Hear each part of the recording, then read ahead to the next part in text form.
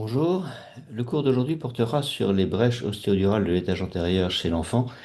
Quelles sont les indications opératoires, quel est le rationnel de cette chirurgie et comment faut-il les opérer? Tout d'abord, le rationnel, clairement, il y a une unanimité parmi les enseignants du collège de neurochirurgie sur l'importance de diagnostiquer et de traiter chirurgicalement ces brèches en raison du risque de complications infectieuses. Ces complications peuvent être fatales et c'est vraiment un objectif majeur de ne pas laisser ces enfants s'infecter. Alors, il ne faut pas forcément opérer tous les patients, il faut donc déterminer si l'opération est réellement indiquée. Mais en tout cas, les indications doivent être larges en raison du risque de méningite. Et puis, il ne faut pas oublier qu'il y a un objectif de correction morphologique, comme on va le voir. Alors, quelques rappels anatomiques. On parle de l'étage antérieur de la base du crâne. Donc, il n'y a pas de coïncidence exacte entre les limites des os qui composent la base et puis les limites de l'étage antérieur. On voit que l'étage antérieur comporte la base frontale, l'ethmoïde et l'arête du sphénoïde. Et donc, on va avoir des sutures entre ces différents os. On a la métopique entre les deux frontaux. On a la fronto-ethmoïdale qui va délimiter la gouttière olfactive. Et on a la suture fronto-sphénoïdale. Et donc, c'est à cet endroit qu'on va avoir des adhérences importantes de la dure mère au niveau des sutures et c'est bien illustré par ce cas où on voit un hématome extradural qui est exactement limité par l'adhérence de la dure mère au niveau de la suture fronto-ethmoïdale et puis qu'on voit qu'il y a également un hématome orbitaire qui est en dehors de la périorbite. Donc ces zones d'adhérence, ça va être des zones de fragilité puisqu'il va y avoir des tensions importantes sur la dure mère du fait du trauma. Par ailleurs, les cavités aériennes, on sait qu'il existe des cellules ethmoïdales chez les tout petits et progressivement, à partir de 4, 5, 6 ans, on va voir se développer les sinus frontaux à partir des cellules ethmoïdales et ça correspond à l'avancée du massif facial, à la descente des germes dentaires de la deuxième dentition et l'avancée du massif facial va créer une tension au niveau de la dure mère avec ouverture de ces cavités osseuses entre la corticale interne et la corticale externe de la voûte crânienne. Alors la biomécanique, on sait que d'après des modèles expérimentaux qui avaient été faits sur des crânes secs, que c'est pas à l'endroit de l'impact qu'a lieu la fracture, mais à l'endroit où le crâne va s'ex-barrer en fait. Et donc on a des fractures qui sont souvent situées à distance de l'impact. On sait que la voûte crânienne est plus déformable chez l'enfant et donc on va avoir des fractures qui vont être d'autant plus éloignées du point d'impact. Et d'autre part, on a une dure mère qui est peu compliante. Donc si l'os se déforme beaucoup, et ben, ça peut entraîner une déchirure de la dure mère. Donc ici, on a un peu un contre-exemple de ce que je viens de dire, puisqu'on a un impact frontal, c'est un enfant qui était passé par la fenêtre, avec une fracture en région métopique et qui va entraîner un élargissement de la voûte frontale. Et cet élargissement, vous voyez que ça va descendre jusqu'au niveau de l'apophyse cristagalli, et c'est là qu'on a eu une déchirure de la dure mère des deux côtés. On a un autre exemple de ce problème de déformabilité du crâne et de tension de la dure mère chez un enfant qui est un jeune ado qui avait un impact occipital et chez qui on a trouvé une paralysie du nerf oculomoteur. On a eu du mal à comprendre jusqu'à ce qu'on regarde mieux le scanner où on a vu qu'il y avait un arrachement de l'apophyse clénoïde postérieure et cet arrachement ne peut s'expliquer que par la mise en tension de la grande circonférence de la tente du cervelet et donc par l'impact occipital qui a provoqué un élargissement de la voûte crânienne. Donc là, ça nous éloigne un petit peu de l'étage antérieur, mais pas tant que ça. Ce qui est important également à considérer, c'est que ce qui est très caractéristique des brèches ostéodurales de l'étage antérieur de l'enfant, c'est cette fracture au niveau de la jonction fronto-ethmoïdale avec une esquille osseuse qui va basculer en dedans et qui va perforer la dure mère. On voit ici opératoirement cette esquille osseuse qui a transfixié la dure mère et qui va souvent être plantée au niveau du cortex au contact d'une petite artère. Ici, on voit le petit saignement lié à cette artère corticale. Et très souvent, opératoirement, quand on réduit cette embarrure de l'esquille osseuse, on va avoir le saignement d'une petite artère corticale. Alors, le risque infectieux, comme on l'a dit, il est majeur.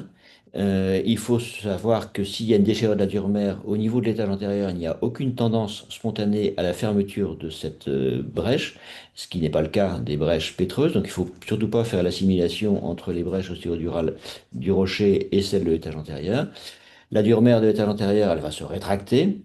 S'il y a un écoulement de liquide cérébrospinal, le liquide a un effet anti-cicatrisant qui va empêcher cette dure-mère de cicatriser. Et encore plus, s'il y a une interposition cérébrale, ça va former une encéphalocèle. Et on a toutes les conditions réunies pour la mise en place d'une fracture croissante.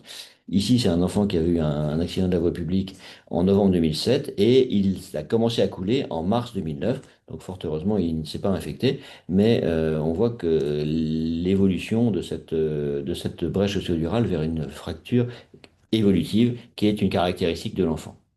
Alors, bien sûr, on peut vacciner le patient, mais il ne faut pas s'attendre à ce qu'on protège le patient contre l'infection avec la vaccination parce que un jour ou l'autre, il finira par rencontrer un sérotype contre lequel il n'est pas protégé. Donc, c'est qu'une question de temps. Alors, les signes d'impact, ils sont souvent évidents à l'examen quand on reçoit le patient, hein, comme cet enfant qui était tombé par la fenêtre. Ils peuvent être tout à fait indicatifs d'une fracture de la base du crâne, hein. Classiquement, il y a l'échymose en lorgnette chez cette petite fille qui était tombée dans l'escalier. Ça peut être des hématomes bilatéraux, donc les anglo-saxons parlent des yeux de raton laveur, comme ici, cet enfant qui était sur une bétonnière, on se demande ce qu'il faisait là-dessus. Et puis, on peut avoir des traumatismes indirects. Ici, on a ce patient qui avait une encéphalocèle ethmoïdale. Et en fait, dans son histoire clinique, il avait eu un traumatisme crânien au niveau du vertex. Il avait reçu un pot de fleurs sur le sommet du crâne. Et il faut imaginer qu'il y a une transmission de l'énergie cinétique du sommet, du vertex vers la base du crâne, un petit peu comme quand on tape sur le cul d'une bouteille de jus d'orange pour débloquer le bouchon. Donc, ça fait partie des mécanismes tout à fait auxquels il faut savoir penser. Alors cliniquement, on va rechercher bien sûr la rhinorrhée. Elle peut être évidente, comme chez cette petite fille à gauche qui a du liquide plein ses draps à usage unique. Elle peut être provoquée par la position en décubitus, ici à droite, chez cette petite fille qui était installée pour la mise en place d'un drain lombo-péritonéal. Elle a la caractéristique d'être claire, c'est comme de l'eau de roche, ça contient du glucose. Euh, mais il faut savoir que cette rhinorrhée, elle peut être intermittente, donc il faudra la provoquer par la mise en position des clives, la compression jugulaire, ce qui est parfois compliqué chez un patient polytraumatisé. Et puis, elle peut être retardée, donc il faut, si elle n'est pas présente et qu'on a une suspicion, il faut informer le patient. Il ne faut pas qu'il sorte sans avoir cette information qui est capitale. Et puis, éventuellement, on peut lui donner quelques bandelettes dextrostic dans une enveloppe pour qu'il s'en serve à la maison au cas où il y aurait un écoulement.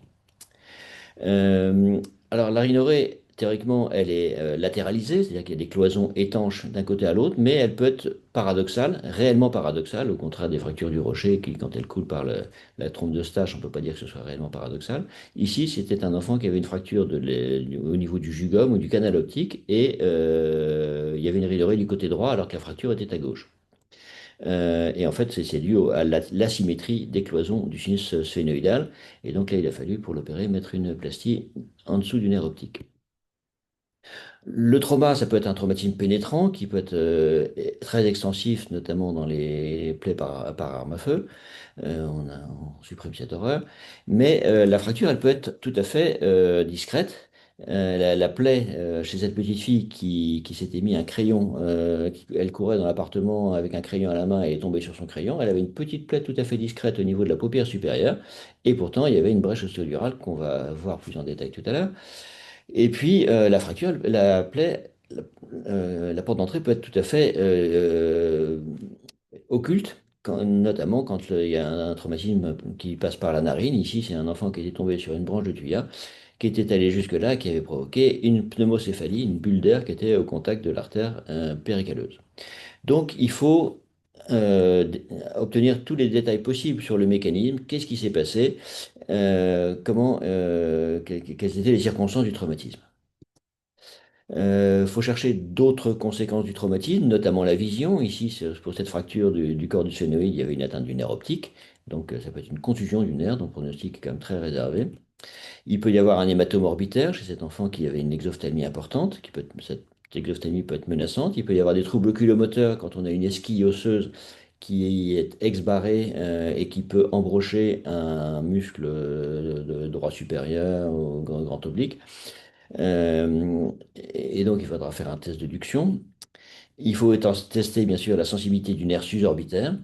Et puis, il faut se dire qu'il peut y avoir un traumatisme vasculaire, et c'est dans ces traumatismes de l'étage antérieur qu'on peut avoir des brèches vasculaires qui entraînent la mise en place d'une fistule carotido-caverneuse, comme ici.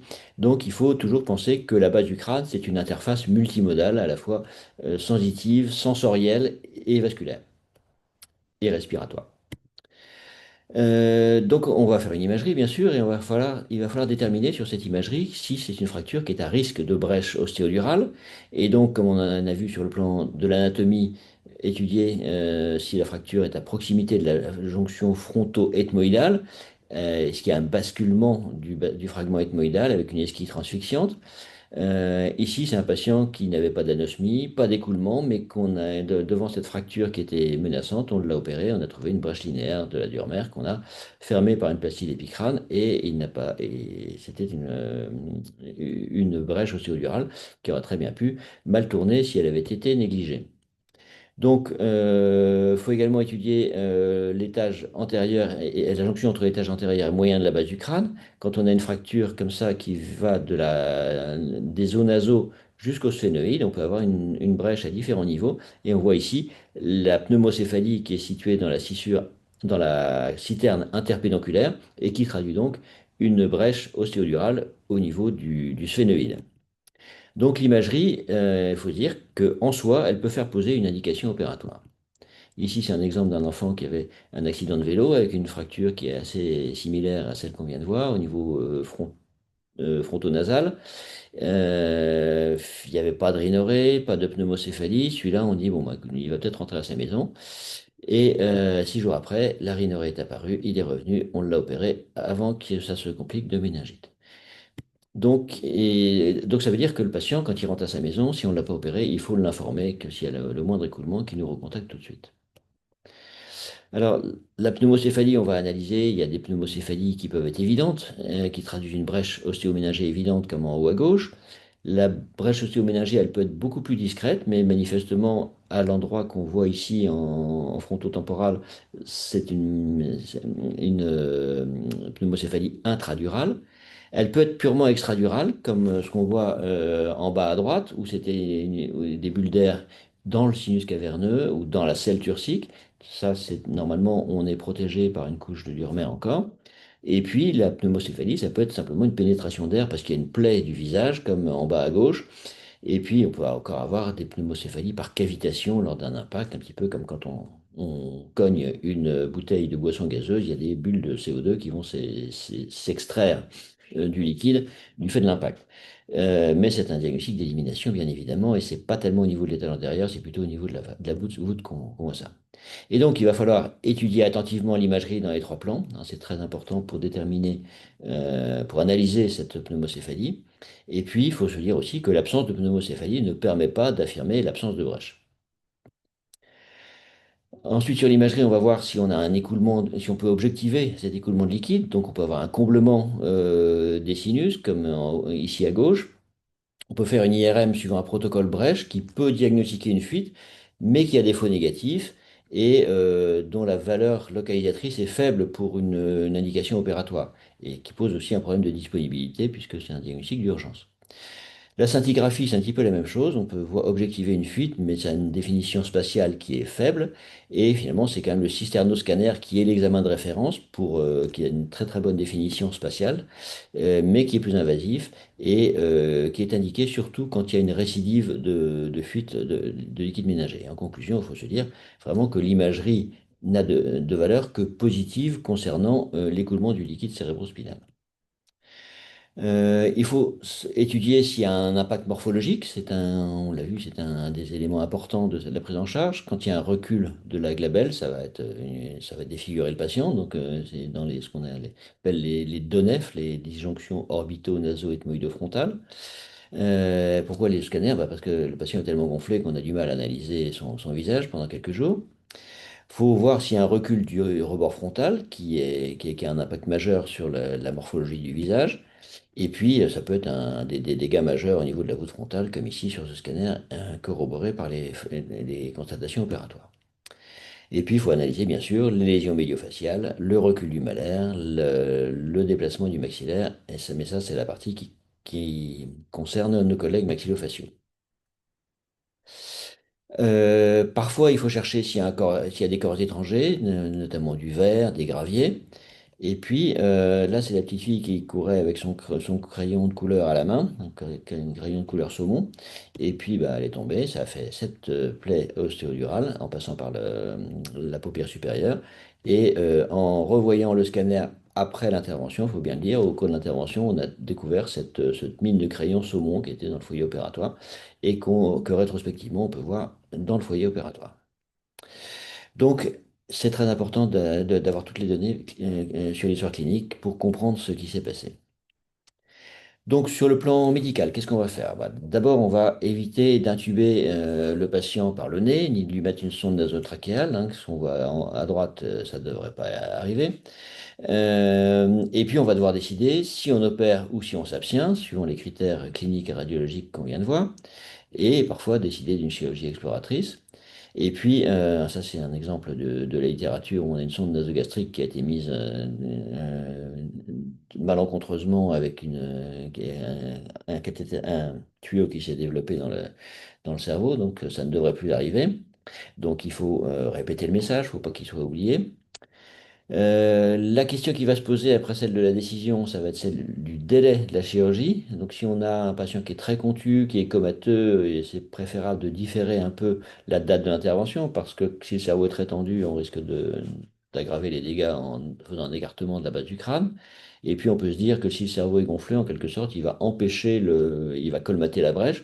Bon, faut pas trop compter dessus. En tout cas, plus le patient est bien conscient et éveillé avec un Glasgow 15, plus tôt on devra faire la chirurgie parce qu'il n'y a rien qui empêche les microbes de pénétrer.